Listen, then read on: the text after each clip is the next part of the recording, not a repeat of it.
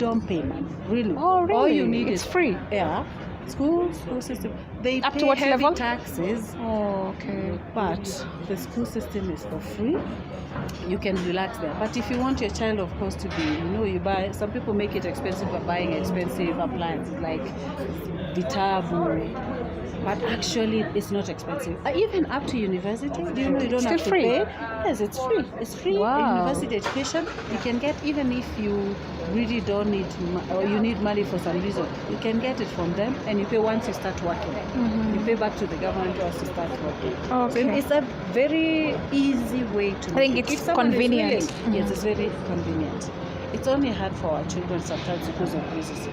Yeah. But racism is an issue that I think I thought that in this century we shouldn't be able to talk about it. My friend, I would wish that we don't have to talk about it, but it's not the reality. The reality is that this thing is everywhere because we have political parties that are also very radical, right, on the right wing.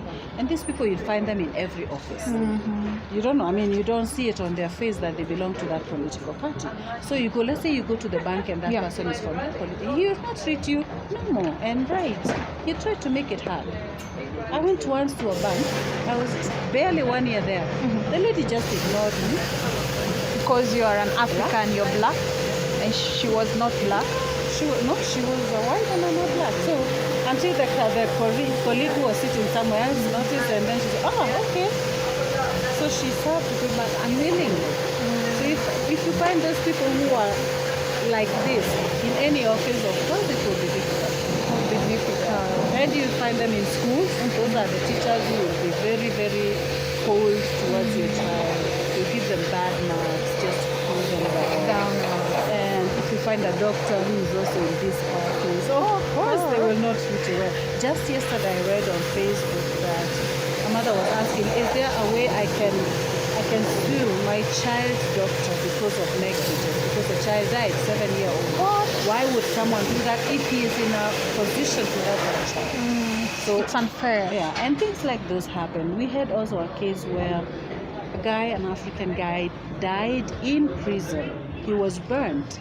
But they say he committed suicide. But the guy was in chains. How did he commit suicide? How did he commit suicide? His mattress was set on fire. But we all know that he was burnt by police, but you cannot prove it. He was alone in the cell, and they cover each other. So we have such cases. It's as present as it was before. So as long as you realize what's going on, then maybe you can strengthen your child so that when they face these situations, or even teach them their rights. The human rights are there, but you have to know them. So even your child has to know them to use them. But bullying in school is still there. It's still there. And based on race, gender, depending. And even after all these challenges, you still say, it's okay. We'll get used to it. You don't have. I don't have, because I'm there and my children are growing there, and I have. They don't know how nice it can be in Kenya, like I know it. It can be so nice. This is their home. It's their home because that's where they were born and grown up. But when I come with them, I realize they're more happy, they're more free. But still, it would be a big change for them to move. So I have to wait until they are grown up, and then see what happens. But at least there's something you enjoy over there. Yes. What are some of the things? Security level is much higher there because you can walk the streets in the night, no one will come and molest you. Nairobi kijaribu. You see, yesterday we were walking with my daughter, and she had these shorts on, and she put her phone in her pocket, and she was just walking because you don't worry about it on the other side. And then someone had to come and tell her, please put that be phone careful. because you're used to jumping. That's one big difference, the security. But otherwise, I don't know. Security. That's all I see. Security. Health, how is the health system? The health is also okay. If you're working and paying your insurance, then it's good. But if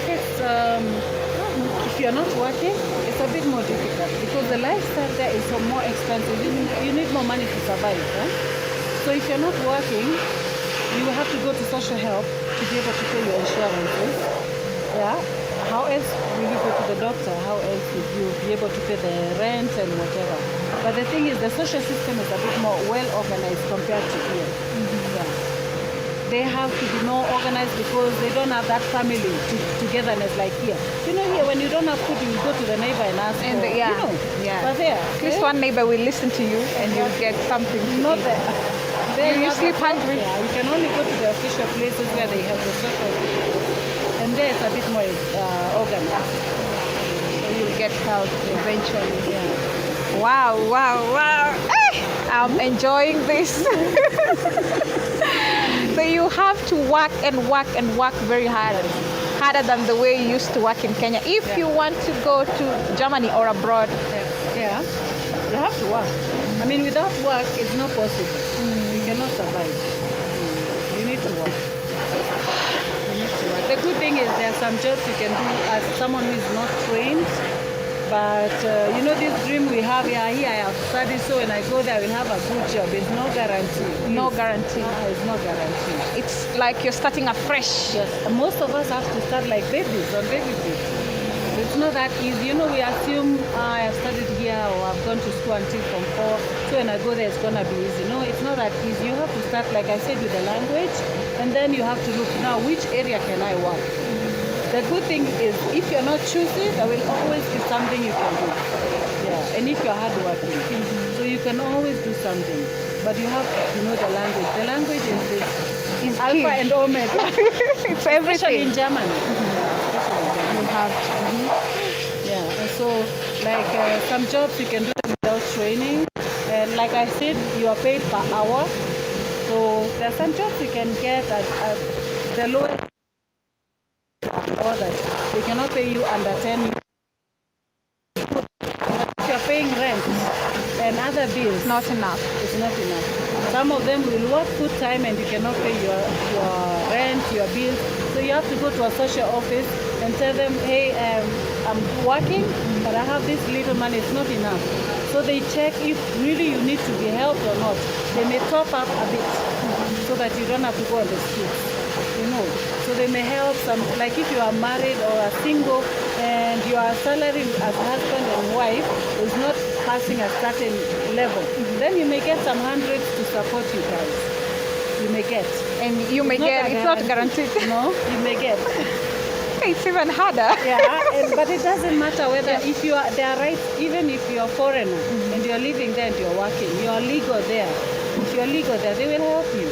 Small money. It's not something you can get rich, but they will help you. You get maybe a 100 or 200 euros top up. You can survive. How long does it take before you get a work permit? Well, When it you depends. If go you're there. there legally and you have a permit, you can stay at least 3 years. Then from there you have a permit. 3 years. Oh, you have to 3 survive. years, if you're lucky. If you're lucky, Yeah. it takes even longer. It can take longer, yeah, depending on which legal status you have there. If you came as a married person, if you came as studied, or you are a student, then you can work right away. I think you can do simple jobs as a student. Because student visa is not only a short term one, it's a long term. It's a long term one. But when you come as a visitor, you cannot start working there. Even if you're staying 3 months or 6 months. No. Visitor visa is visitor visa. So some people go underwater. Yeah, they want to just start working. Yeah, they know what underwater. But they'll eventually Black know. jobs. Some people do those hidden jobs to survive. And they survive. And they survive. No, because I've had some people who are there for years. Chini ya maji. But it's risky. It's very risky because if they find you, they will not even give you a chance to go and pack your bags. That's how you live. Right away into the what is it called? The deportation center. And that's where you sit until they bring you like a criminal. Chains and whatever back to your country. With nothing. With nothing. Nothing at all. Yeah.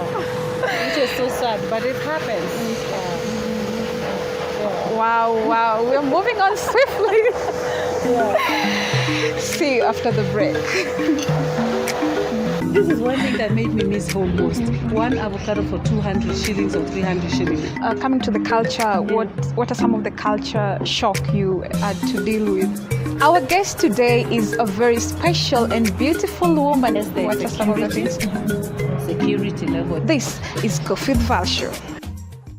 Welcome back to Coffee with Val show. We now want to talk about Pan-Africanism. She is also a Pan-Africanist and she will tell us more about it.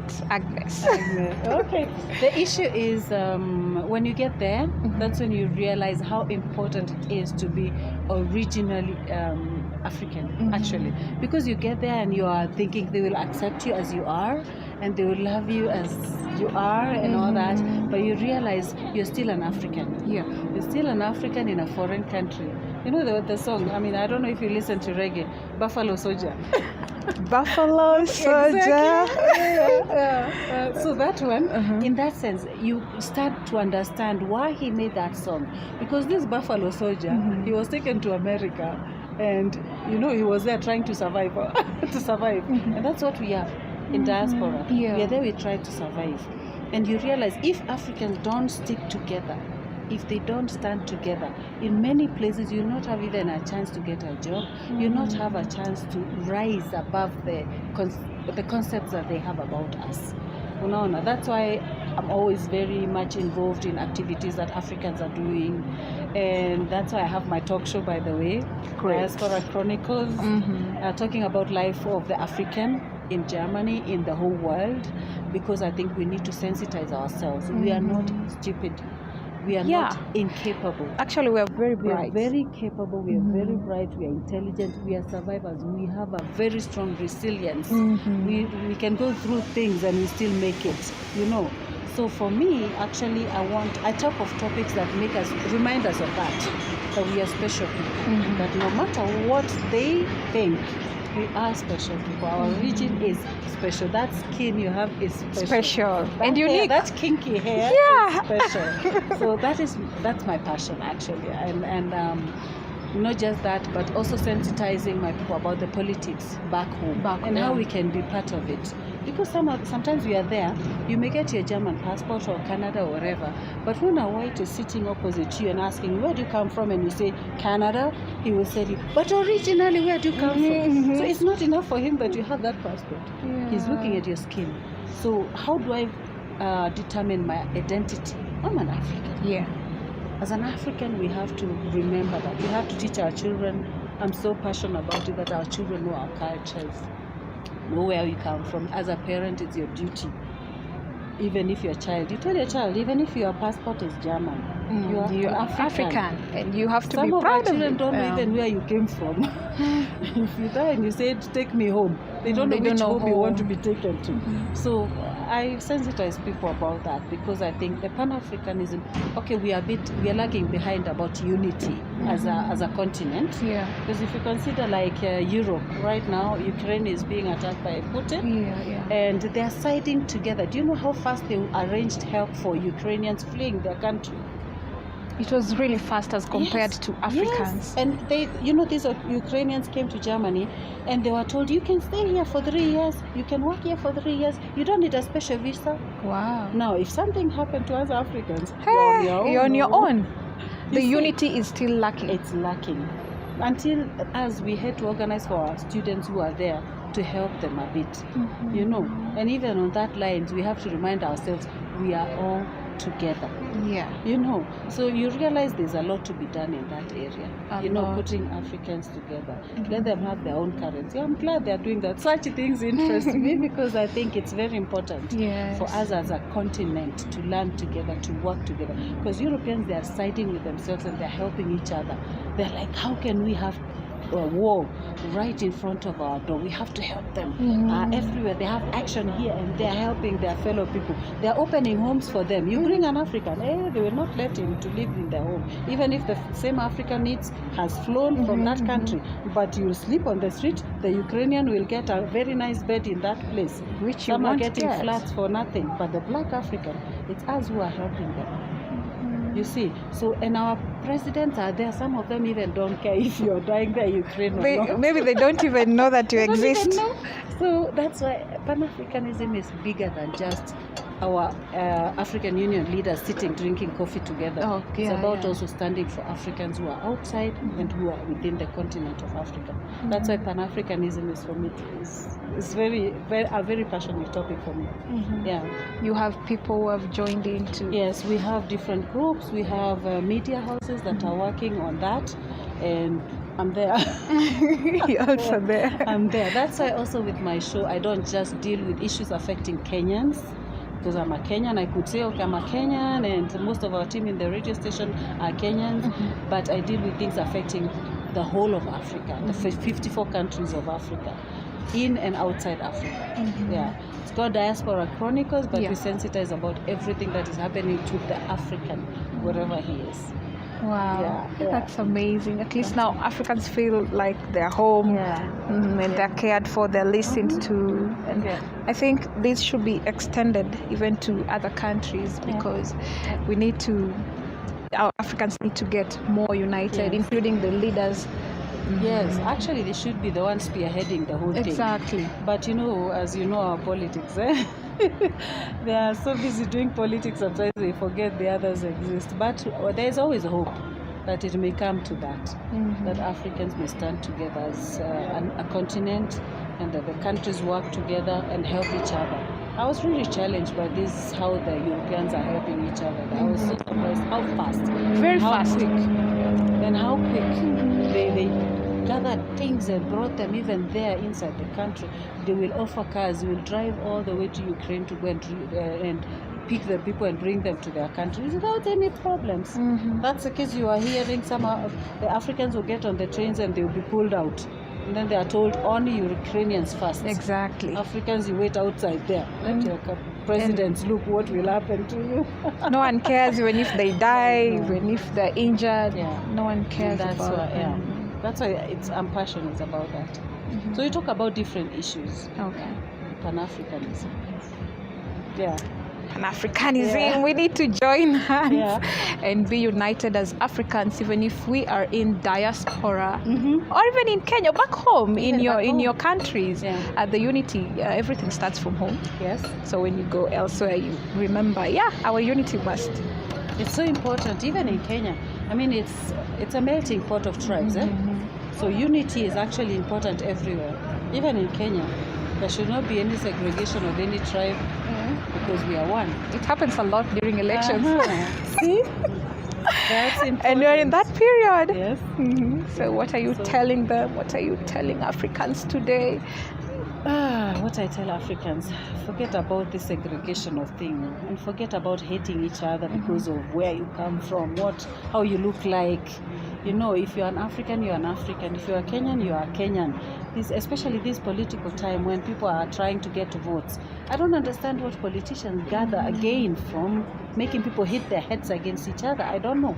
So I hope this time the people will be clever and they'll not listen to those segregating them or separating them, but they'll stand together. And remember, actually, after August 9, you still have the same neighbor. Exactly. Yeah, it's the one I'll borrow salt from. It's the one I'll go and tell them my child K is coming from school. Please, can he wait there because I may be late? It's the neighbor who is there. So we need that oneness and forget this. Political is like faith. Faith is a personal decision. Yes. Who I choose politically is also a personal decision. Not because my uncle chose this person, I also have to choose him, or my grandfather.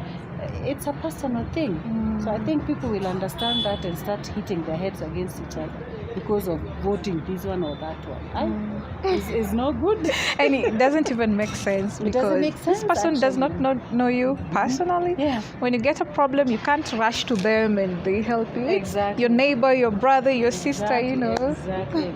When I hear people are fighting in a family because of politics or even faith matters, it's terrible. I really think, where is the education? It's missing, because if you understand it's a personal choice, you don't go knocking someone's head because they choose to vote to whoever or they choose to very go personal. to this church and not to that church. It's a personal decision. Yeah, just like drinking coffee, you can go to Karen Reed's house. Karen Reed's house, You see? But today I want people to come to Karen Reed's house because there is a special meal called Val Special. And I don't think you get it anywhere else. No, it's just Special here. to here. Just here. I tell you. As we conclude, Agnes, do you have anything else to say to my audience today? Life goes on. The positivity we have is important. Things can be hard for you. It doesn't matter where you are, whether in Germany or in Kenya, but you have to be positive. Those who believe, those who have faith, then it's easier because you can bring it to somebody else up there who has more power. You can go to God in prayer. But now, if you don't have that because we are all different, just have the positivity. Be positive that things will get better. And the other thing is, work on yourself. Yeah. We are all work in progress. We have to continue working on ourselves. We will never be perfect. We always have to work on ourselves. If it's at the job or at home or with friends, we always have to work on ourselves. That's my motto, actually. Work on yourself. I have to work on myself. Amazing. Amazing. Yes. That's so lovely. And I love your smile. Yeah. Thank you. Maybe I should patent it. No, thank you. Thank you. You're welcome. You have your social media handles, or where can we get you? Where you can get me, actually, on Instagram, on Facebook, on Twitter, always under Agnes K. Fröhlich. Fröhlich is F-R-O-E-H-L-I-C-H. Because that one is an issue with some people. I say Fröhlich when a German That's writes. German. Yeah. So Agnes K. Fröhlich. We use that one, you find me.